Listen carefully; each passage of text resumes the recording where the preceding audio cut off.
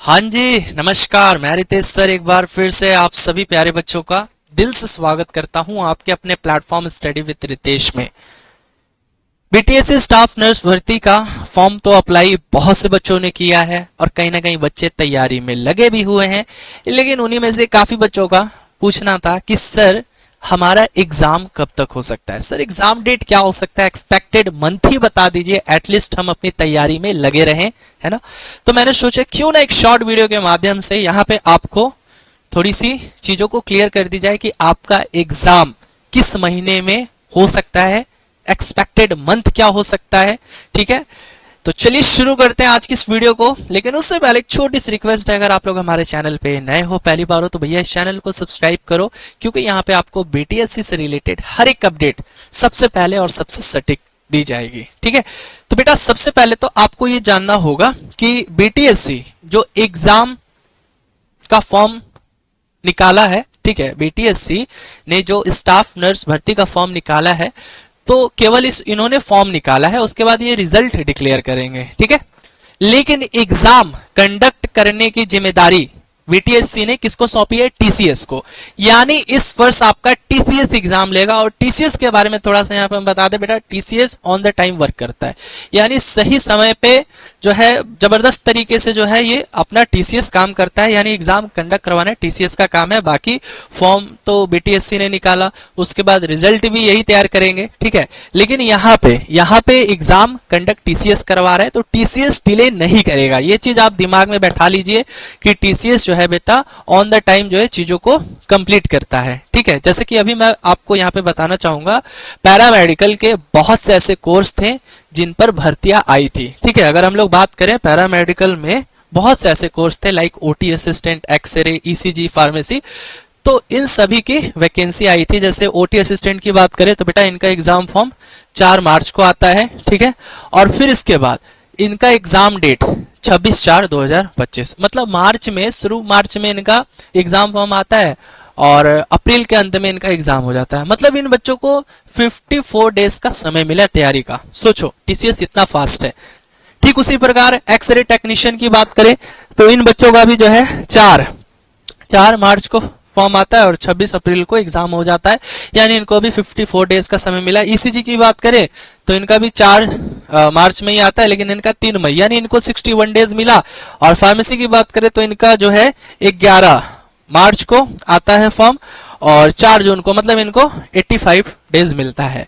ठीक है, लेकिन अब बच्चों का कहना है कि सर हमारा एग्जाम कब तक हो सकता है। लेकिन उससे पहले आपको हम एक चीज बताना चाहेंगे बेटा, अगर आप भी सही डायरेक्शन में, सही गाइडेंस में बेहतरीन तैयारी करना चाहते हैं, सब्जेक्ट वाइज पढ़ना चाहते हैं, हर एक वो इंपॉर्टेंट टॉपिक पढ़ना चाहते हैं जो आपके एग्जाम के पॉइंट ऑफ व्यू से इंपॉर्टेंट है, तो आप लोग हमारे नर्सिंग लक्ष्य बैच को परचेस कर सकते हैं, है ना, जिसका फी जो है 799 है।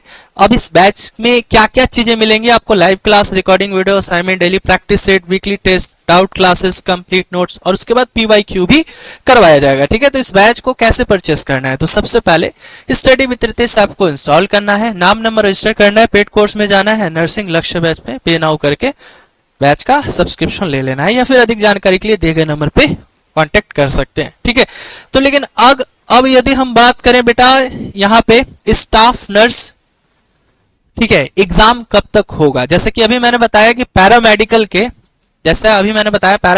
के बहुत से ऐसे कोर्सेज थे, जैसे ईसीजी, ओटी, एक्सरे, ये सब का जो है अभी मैंने बताया कि एग्जाम जो है बेटा कितने दिनों में कंडक्ट करवा लिया। जैसे ओटी असिस्टेंट का 54 दिन में, एक्सरे का भी 54 दिन में, ईसीजी 61 और फार्मेसी 85 डेज। ठीक है, तो अगर हम बात करें यहाँ पे बेटा, अगर हम लोग यहाँ पे बात करें तो स्टाफ नर्स वाले बच्चों का फॉर्म डेट कब आता है बेटा?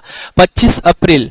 ठीक है, तो अब एग्जाम डेट, यानी यहाँ पे हम ये मान के चल रहे हैं कि आपका भी जो है फॉर्म 25 अप्रैल को आया, तो 25 अप्रैल के 90 दिनों के बाद, मतलब 90 दिनों के बाद ही आपका एग्जाम होगा, क्योंकि अभी मैंने यहाँ पे बताया फार्मेसी का जो आया तो वहां पे 81 डेज लिया गया। ठीक है, तो यहाँ पे स्टाफ नर्स का आप ये एज्यूम कर सकते हो, ये मान सकते हो कि बेटा कम से कम तो 90 दिनों का यहाँ पे समय लिया जाएगा, क्योंकि वैकेंसी जो है काफी अच्छी खासी है। ऐसा नहीं है कि 2000 3000 है, 11,000 प्लस पद हैं। ठीक है, 11,000 से भी अधिक पद हैं, तो यहाँ पे चीजों को थोड़ा अरेंजमेंट करने में बोर्ड को थोड़ा सा समय लगता है, चीजें यहाँ पे थोड़ा सा डिले हो सकता है। मतलब हम ये मान के चल रहे हैं कि कम से कम 90 दिन आपके पास समय है। 90 दिन में अब बेटा आप तो कुछ दिन तो ऐसे ही बीत गए है ना, क्योंकि अभी ये जून चल रहा है, फॉर्म आया था आपका अप्रैल के लास्ट में, लेकिन अभी जून चला है, लेकिन अभी भी आपके पास समय है। ठीक है, अगर हम लोग बात करें 90 दिन के बाद, यानी फॉर्म जब से शुरू हुआ था उसका 90 दिन के बाद, यानी वही 25 जुलाई, 25 जुलाई बेटा, ठीक है, 25 जुलाई के बाद, 25 जुलाई के बाद ही यहाँ पे कुछ पॉसिबिलिटी दिख सकती है। यानी 25 जुलाई के बाद या फिर आपको अगस्त के फर्स्ट वीक तक आप लोगों का बेटा एग्जाम कंडक्ट करवाया जा सकता है। तो आप लोग अपनी तैयारी में लगे रहिए। ठीक है, आप लोग अपनी तैयारी में लगे रहिए बेटा, क्योंकि समय है नहीं।